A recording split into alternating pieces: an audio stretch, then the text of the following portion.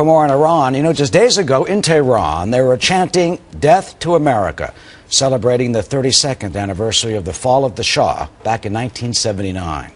Well, as we heard, tomorrow the regime's opponents wanted to stage their own protest to support the uprisings in Egypt and Tunisia, but the government has said no, it's cracking down by arresting political opponents, human rights activists, journalists, and even artists, all to stifle dissent. What will it take for Mahmoud Ahmadinejad and the mullahs to finally topple in Iran? Joining us now is Prince Reza Pahlavi. He is the son of the Shah of Iran and has been fighting to bring democracy and freedom back to his people. Prince Reza, good morning, and thank you for joining us here on the Fox News Channel. Good morning, Eric. Thank you for having me. You know, we just heard the opposition's planning demonstrations in the morning in Tehran. If people show up, what do you fear could happen? Well, you have to understand that the protests in Iran have not started recently, but have been going on for years, and particularly since about a year and a half ago, in the summer of 2009, which gave rise to the Green Movement, who is now encompassing the great majority of the Iranian people of different persuasions, but united in one single key demand, which is the freedom to be able to choose for ourselves, to elect who we want, to have the liberty to speak, something that this regime obviously is denying us. So it's a standoff, it's a show of solidarity, which I think a lot of people in Tunis or Cairo were inspired with, and in return, what has recently happened there can only be emboldening and encouraging to my compatriots who are today standing their own ground. Well, it's encouraging to them, but sadly, I mean, it hasn't worked, and the past few weeks must be poignant for you. I mean, your father was forced from power. Mubarak has been good to your family. At the same time, so far, the uprisings have failed in Tehran. Well, you know, I think it's an era of people's power. At the end of the day, it's people who have the ultimate voice, and it's the people who have to ultimately decide. If we were to believe in that, it would follow that we have to think in terms of empowerment. This is a different time. It's not the Cold War. It's not the West versus the communist bloc. And as a matter of maintaining certain interests, some liberties are compromised. I am a firm believer in democracy and human rights. I believe in self-determination. And what we are facing today in my country is a regime that has been extremely repressive. Since you mentioned some arrests and some executions, since the beginning of this year, Eric, over 120 people have been so far executed, according to Human Rights Report. That's about 8 hours, 1% every 8 hours. At this rate, we might have just 1,000 people executed in 2011 alone. Are we going to let that fly, or are we going to, for once, say it is time to endorse and support the demand of people who simply ask to be heard and have a choice? If Ahmadinejad or the current regime is going to continue cracking down, then the question becomes, what will the military in Iran, what will the Revolutionary Guards do? Will they stand against their own people, or ultimately let go of their hold on power to allow for a transition in Iran as well? Well, we saw what happened in Egypt. I mean, it was pretty remarkable. In Tahrir Square, the Egyptian military turned the turrets away from the demonstrators. They supported them. They embraced them. Do you think it could get to a point in Iran where the Revolutionary Guard and the Iranian military would actually turn against Ahmadinejad and even the mullahs? Well, look, the army of Iran back in 1979 was a professional army, like it is in Turkey, like it is in Egypt.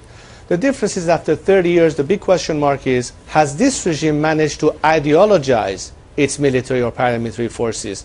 And to what extent an ideological army would be more difficult to convince not to side with the regime and stand with the people. Having said that, in the last years alone, I can tell you that in most cases, Iranian armed forces and military have refused to intervene to be used as a tool to repress people. In fact, they told the regime, we're not going to do your dirty job for you, which means that the regime had to find recourse elsewhere, even import foreign nationals from Lebanon, from Palestine, to come and crack down on people. And they came up with the Basij as a unit that is simply doing the dirty work from the regime.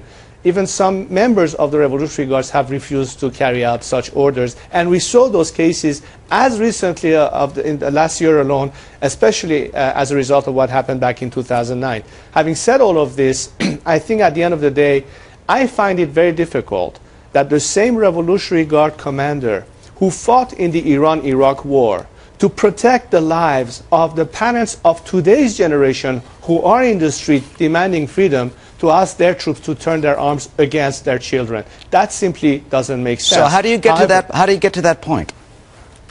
I think it's a combination of what we need to do as Iranians at home, a very disciplined campaign of nonviolent civil disobedience, but we do have and we would like to be able to rely on the help from the international community of free countries that are going to this time change their overall strategy of unique dialogue with the regime to one of endorsement and empowerment of the people. Look, Eric, at the end of the day, apartheid ended because the world no longer could tolerate the continuation of it. Dictatorships in Latin America fell because democracy had to prevail. The Eastern Bloc countries were liberated with Lech Walesa and Václav Havels and the rest just because it was no longer tenable to live behind the Iron Curtain. And when you look at the Middle East, our time as a region has finally come.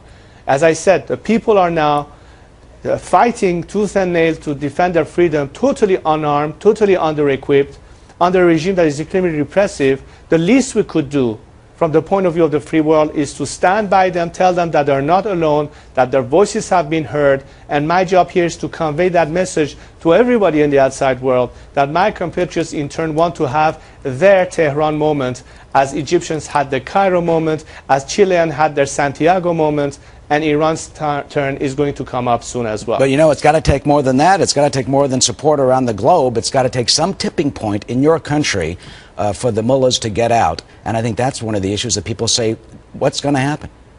Well, I think the majority of the clergy in Iran who have never been part of the regime since the revolution are agreeing to the fact that we have to have a secular democratic alternative in the best interest of the nation as well as the faith and religion itself. This is the most critical element to understand. The biggest damage has been done to religion and to the infrastructure of clergy as a result of an Islamic regime that in the name of religion has committed so many atrocious acts. So the best way for us to prevail is to find an alternative to this theocracy and replace it with a parliamentary secular democracy. And finally, how do you make sure that happens in Tehran, and how do you prevent an Islamic radical takeover potentially by the Muslim Brotherhood in Egypt? Well, I can't speak for Egypt or the Muslim Brotherhood, but I can tell you about, however, is that in Iran, nobody more than the Iranian people, as a nation that is predominantly Muslim, has understood the consequences of religious governance. They'll be the first one to tell you, don't make this mistake. We have paid a heavy price since 1979, and 32 years and counting. We've been bleeding, we've been suffering. The way out is not to find radicalism or fundamentalism or political Islam. Islam has its place as a faith. It ought to be respected. People have every right to practice their faith, but the guarantees, human rights, the guarantees, liberties that have to be encoded in our Constitution that protects every citizen's right of whatever faith they are, or even atheists, to be able to prevail and survive. The guarantee has to be in the law, and that law has to be man-made. If you want to go the other route, we are facing it right now in Iran. Well, tomorrow they are calling for demonstrations. We have reports, as you say, that they are already saying, chanting death to the dictator in Tehran. Hopefully it will not lead to violence. Prince Reza Pahlavi, we thank you so much for joining us here this morning on the Fox News Channel. And we wish My pleasure, Eric. Thank you. Thank you, sir.